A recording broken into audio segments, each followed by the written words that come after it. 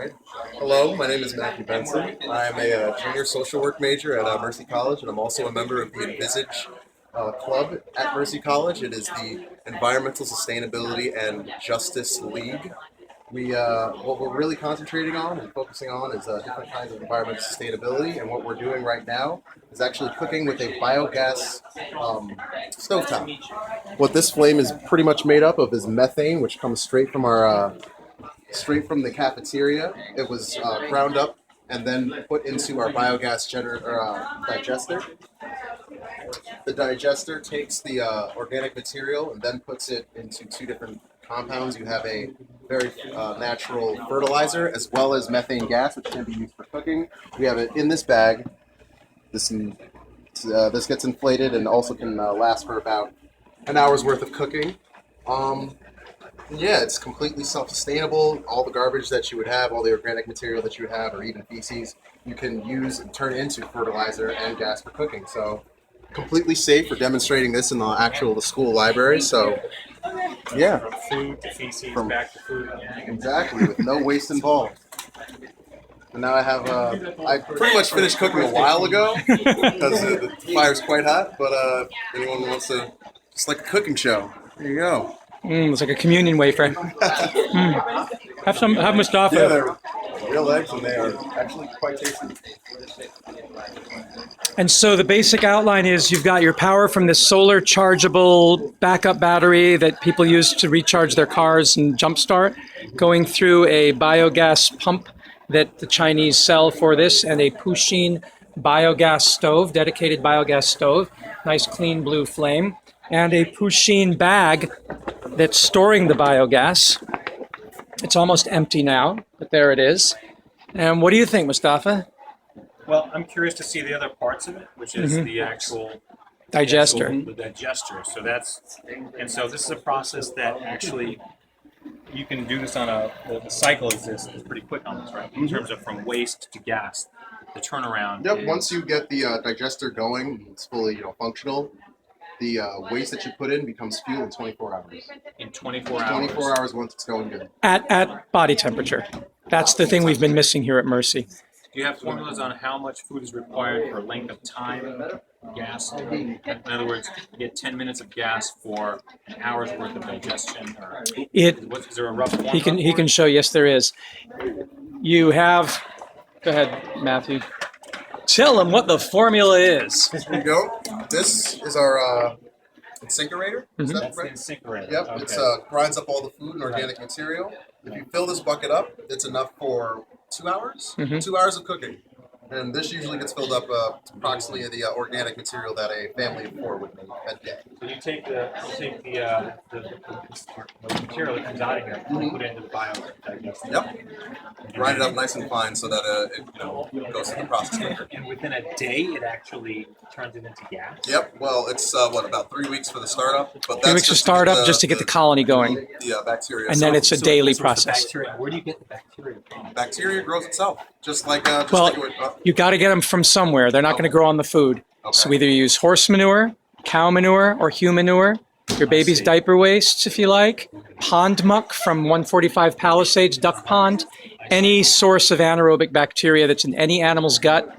You can reach into the throat of a cow or use what comes out the other end. And that's what takes 3 weeks.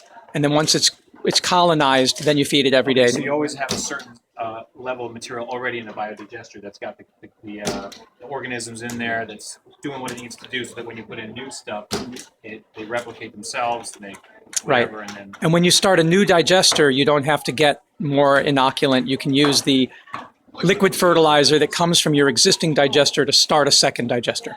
It's like sharing yogurt. It's like making yogurt. It's like making yogurt. That's interesting. I did not know that you could use the fertilizer to start up a new biogas. Right, because it has an active concentration. We did that in Tanzania. We were going out to the jungle to set up digesters by Jane Goodall's chimpanzee site, and we didn't have any active source of fecal material. So we went to a guy in the city who had cow digesters running, brought jerry cans of his liquid fertilizer and started it within 24 hours. Nice. So then you don't wait the 3 weeks. Nice. So once you get it going, like our Mercy campus can supply other people doing it. Yeah. And so anybody can buy a biogas stove. Yeah. It's like on the internet. Or you can take any existing stove and drill out the jets because it's low pressure gas coming from there, and turn any stove into a Really? biogas stove. Yeah. Here, go ahead and give it a light. You just turn on the gas there and turn on the pump here. That turns on. Yep. That gets it sucking Right. through. That goes like that. Yep. It may start. There you go. But as you can see when you put your hand, like when you light it, it's not like it's going to burn you. It's not going to explode. In fact, you know what? Blow it out, Matthew. Blow it out. Leave it on. Right?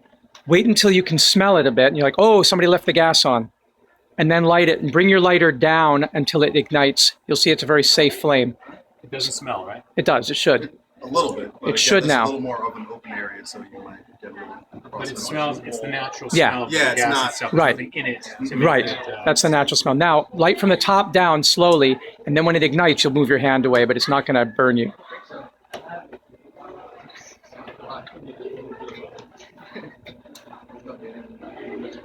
There you go. See? That's how safe it is. pretty safe. Yeah. Wow. And if at any time you want to stop it I like that.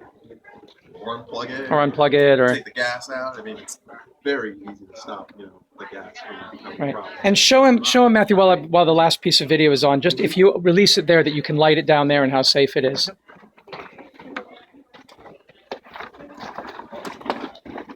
Go ahead and light that. Just light it. Yep.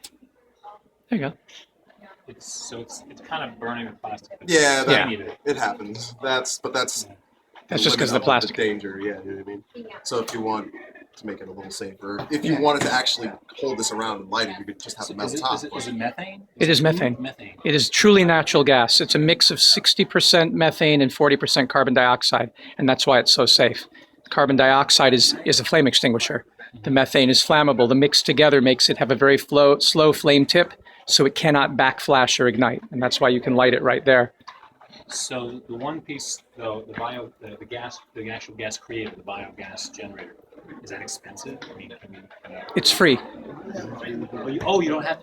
We made this. You just load the stuff in, Yeah. and then you just have to make sure the valve is appropriate so that you can open the valve, and it just will naturally come out. Basically, the big tank we have over there, it farts. That's brilliant. It's just a Very stomach. little moving parts. It's just the pump to get the stuff out of the thing, Right. and then the machinery here. Yeah.